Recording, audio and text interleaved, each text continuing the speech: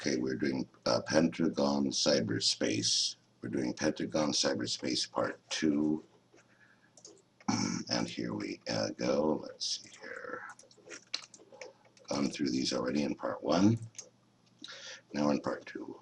So we're going to use this model to deduce, to extrapolate on what are the risks of abuse that would exist with the Pentagon Cyber Command. So just to give context, it's going to be a major division of the Air Force, perhaps similar to when the Army had the Air Wing and there was no Air Force. This could ultimately, I imagine, become a whole separate unit. What I'm asserting is that the Western media feeds back what the Western leaders want to hear, and they say these things to each other. And my analysis online has been that ABC, NBC, CBS, there's virtually no articles on their websites, no videos, rather, and the articles they have are largely churned out by the main Reuters and Bloomberg and those sorts. CNN, very little information. On MSNBC for quite a long time there was very little information, but in July I have found some stories.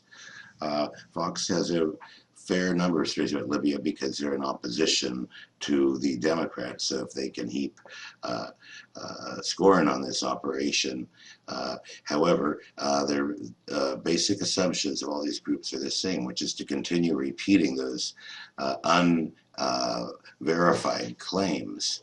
And if they are doing this to us, they are putting us at risk of driving all the small neutrals into the hands of our competitors economically as well as their funds. So it's a very serious threat to every Westerner's standard of living.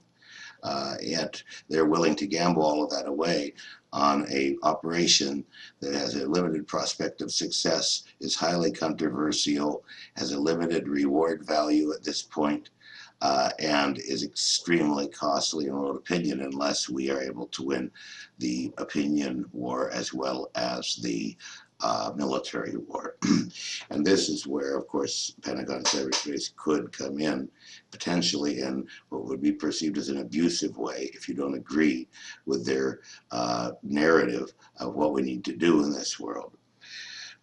So through this, the internet has become the primary medium to get at the opposing view. And in the past, I've shown a great deal of content that we've been able to get from YouTube, from people posting up from Libya to get at what's really going on there. And it's particularly people who are inside the loyalists, because there's a lot of coverage from the rebel side, who are not so hostile to the loyalists that they are hemmed in by handlers. There are people like Cynthia McKinney, Black Panther, this guy, what's his name, Sukant Chandan. People go over there and get some freedom of movement when they're perceived as sympathetic to the regime. This could contaminate their information, but also gives them greater access to people. Because one problem is that Libya was a crime to discuss politics with a foreigner under Gaddafi. These are just facts. As far as I understand it, I have a single reference or greater on every statement I make unless I allege otherwise. Whoever controls the internet controls politics and trade. That's something I assert. The update that has occurred since I started penning this is right here. And unfortunately, we have to go down to this level and grab the hyperlink and then bring it over here. Whoops. Well, that's most peculiar. Okay, let's just go with, I know where it comes from. It comes from Voice of America. Okay, so let's go to VOA bombs 3 satellites. All right. So in this case, this is Voice of America. NATO says it has bombed these 3 satellite dishes in an effort to prevent Libyan Muammar from using television to intimidate civilians. Now, I have to discard my neutral hat here and say that this statement is obviously omitting the fact that it also limits information from being able to be uplinked from Libya out of Libya. So satellite dishes don't need to be used to distribute information locally. Those are for transmitting them internationally. There are backhauls, of course. The alliance said Saturday that NATO fighter aircraft basically would depend on if the antennas you're pointing up in the air and other buildings, that you could determine perhaps from Google Earth what type of satellite dishes were being destroyed. If it's pointing up into the heavens, it is a system for getting out of the country, although it can be bounced back down. There's an African satellite. So Gaddafi paid to have a satellite made in Africa, now that I think of it, for the African benefit. I bet he's hooked up to that satellite, and I bet that's taking out most of his link to it. And he probably does backbone his radio and TV over it. The alliance said Saturday that NATO aircraft conducted a precision airstrike that disabled the 3 satellite dishes. An alliance spokesman said the strikes were necessary because he was using it to oppress and threaten the Libyan people. So they're basically denying the Libyans the right to have, even in their own opinion, a propaganda network, without mentioning the fact that what they're doing is they're silencing their enemy. So this is trying to win the war of a public opinion by drying up the damaging information that's getting piped up and posted on YouTube and generally disseminated. This is my view. It's an allegation. I believe that's an accurate interpretation of this data as another aspect of this story. There's a good side and a bad side. There's a pro-US NATO aspect or argument where they claim this is being used to harass and frighten people. But in reality, what they could say, if they want to be legitimate about it, is that Gaddafi is giving a narrative that they're being invaded by colonialists, and they want to take it out because, in fact, they're just implementing the will of the world to help the people have democracy without oppression. So instead of, in my view, lying about it, sorry, that's an analytical interpretation, which I don't have completely supported, but that's my view. The Reuters said the Libyan state TV was still in the air following the strike. So they have some kind of backup system. NATO has been conducting these air raids, careful planning. The NATO spokesman said the strikes were carried out after demonstration. He said hitting as usual reduced government ability while preserving television broadcasts that will be needed after the conflict. Then he goes on to discuss in this article the matter of the rebel general, former interior minister, who has been with Gaddafi since the revolution, was considered a friend of Gaddafi, suspected by the loyalists, particularly the Islamic fundamentalists, because there had been a massacre in a prison around '94 where 12,000 fundamentalists were killed. It was the worst atrocity ever in Libya. Libya has a very low incarceration rate and a very low death rate. The percentage of Libyans that have been imprisoned or executed is less than 1/4 of hours per person. So there were 2 main Libyan death events. One was this 12,000 massacre. The other was ordering the Lockerbie plane shut down. And just to give context, I don't want to justify those things, but the U.S. has had 3 million victims in Vietnam from bombardment and 1 million in Iraq from bombarding the infrastructure, so that infant mortality rose. Okay, so this article, let's see, so let's see, this article, okay, that's a breaking news piece, right?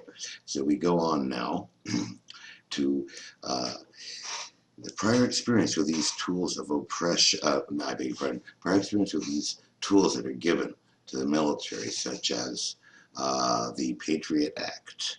And I'm going to go through some of these. The commissioning of COINTELPRO, the extension of, they abused law to do assassinations and coups. Okay. The FBI abused laws to spy on and infiltrate domestic groups. COINTELPRO also. In some cases, they were the ones agitating violence so they could bust the group up.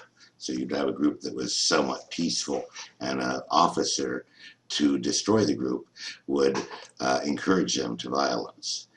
And the next aspect of giving evidence of abuse, we're going to go to right now.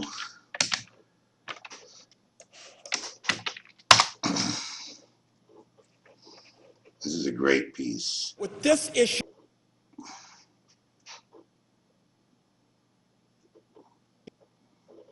what this issue is all about is I believe there are two Patriot Acts in America. The first is the text of the law itself, and the second is the government's secret interpretation of what they believe the law means.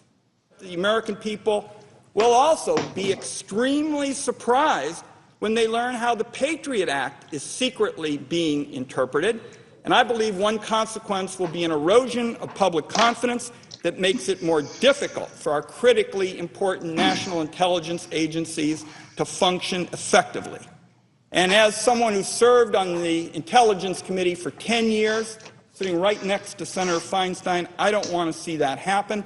Let me yield now to Senator Udall. I also oppose reauthorization of the expiring provisions in the Patriot Act without significant reforms, and I believe it's critical that the administration make public its interpretation of the Patriot Act so that members of Congress and the public are not kept in the dark. I want to thank both Senator Wyden and Senator Udall for their comments. I very much appreciate the strong views that Senator Wyden and Senator Udall have in this area, and believe that they are raising a serious and important point as to how exactly these authorities are carried out. I have said to these distinguished senators that it would be my intention to call together a hearing as soon as we come back from the Memorial Day break with the intelligence community agencies, the senior policymakers, and the Department of Justice to make sure that the committee is comfortable with the FISA programs and to make changes if changes are needed.